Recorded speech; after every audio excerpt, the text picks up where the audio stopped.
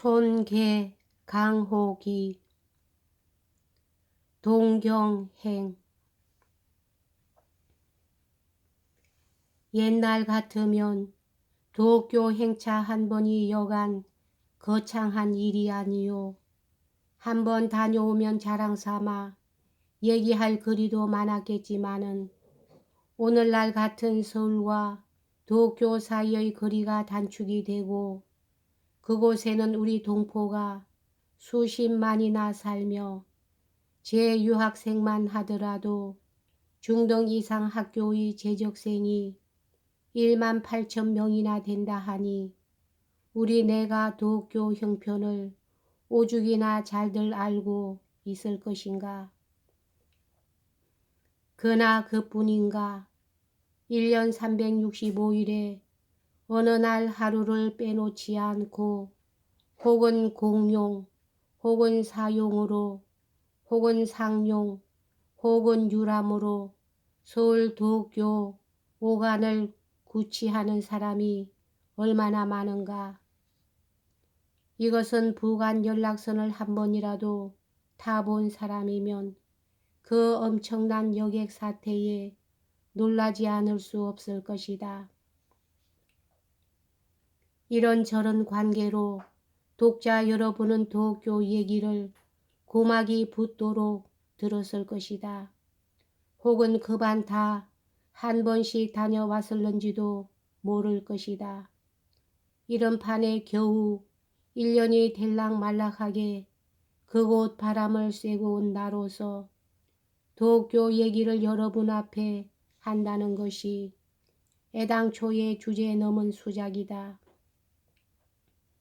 부처님한테 설법하는 셈이니 입 벌릴 엄두가 나지 않는다.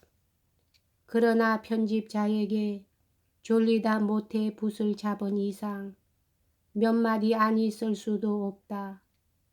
저용이라고나 할까. 세방 탐구. 대체 나처럼 대면한 사람은 세상에 다시 없을 것이다. 조금도 유루 없이 세밀한 계획을 세워가지고 무슨 일이든지 착수하는 것이 현대적이요 과학적이라 할 것인데 나의 도교행은 덮어놓고 열 능량금식이었다. 도교에 아는 친구가 많지는 못하여도 아주 없는 바도 아니었마는 무슨 대단한 행차라고 논문을 놓느니 마중을 나오라느니 도대체가 남에게 폐단이 되는지라 아무한테도 알리지 않고 짐이라고는 친구도 없이 세수제구와 네이 몇 벌 담은 트렁크 하나만 들고 나섰다. 설마 하니 도쿄 같은 대도시 짐 많은 곳에 가서 한 대짬 자랴 하는 아주 막연이라 할지 만연이라 할지 그런 생각으로 허영청에 단자 걸듯 무턱대고 길을 떠났었다. 그랬더니 아니나 다를까 가던 날 방을 구하러 돌아다니느라고 식전에 도착해가지고 온종일 헤매어도 누구 하나 예쏘 하고 쓴심 쓰는 사람은 없었다. 어느 골목으로 돌아다니다가 다담이 만드는 전방 문설주 옆에 빈방 있다는 광고가 보루감이 판에 붙어있는 것을 발견하였다. 번지를 적어가지고 간신히 찾아가 물어보니 수더분해 보이는 노파 한 분이 나와서 미안합니다. 모처럼 오셨는데 지금 막 약조금을 치르고 간 분이 있습니다. 하는 말에 광고만 보고도 방이 하나 생겼거니 마음이 놓여 불이 나게 찾아갔다가 뒤통수만 탁탁 치고 멀쑥하니 돌아섰다. 피로도 하였거니와 실망과 낙담의 나머지로 다리의 맥이 탁 부러져 버리었다. 어느 길을 어디로 갔는지 어떠한 신사의 경례인 듯 수목이 우거진 공지로 나서게 되었다. 노면에 접한 공지 귀퉁이에 사쿠라 나무가 한 주 서 있고 그 가지에 세 방 있다는 역시 보루가미 광고가 2개 걸려 있었다.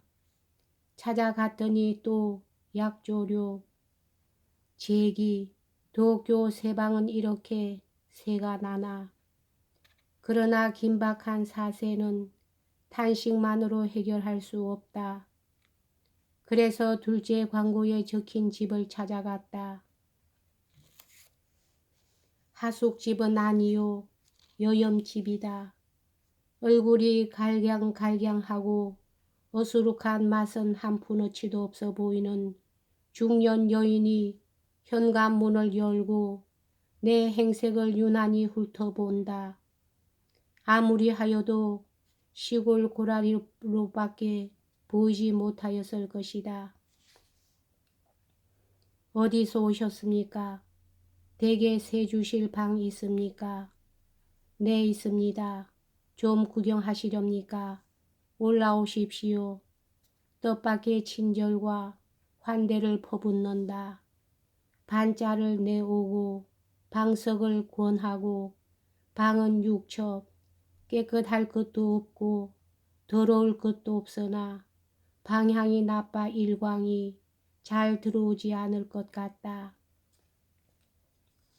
별 수 있나, 이만하면 지내지. 이사할 경우에 짐이나 옮겨놔 놓은 듯 턱 안심이 되었다.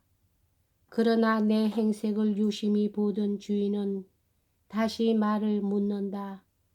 그런데 어디서 오셨지요? 네, 저 먼 데서 왔습니다. 먼 데라뇨? 규슈서 오셨나요?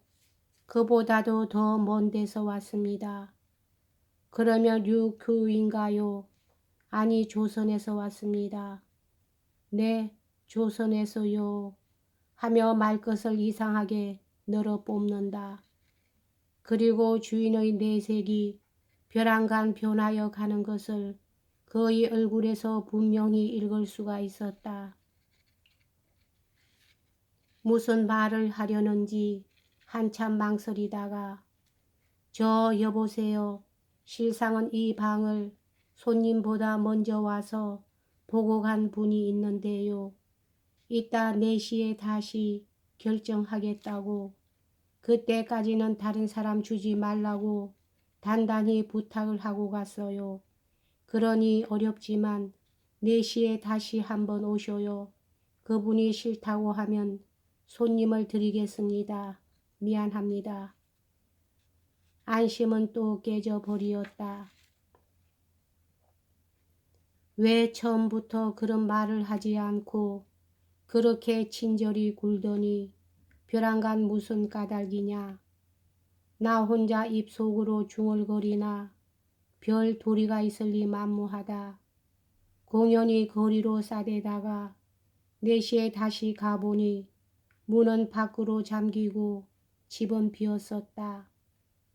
하도 기가 막히어 고개를 두 어깨 죽지 사이로 축 늘어뜨리어 땅만 보고 어슬렁어슬렁 얼마를 가다가 다시 번쩍 들어보니 어떤 집 산 울타리에 빈 방 있습니다.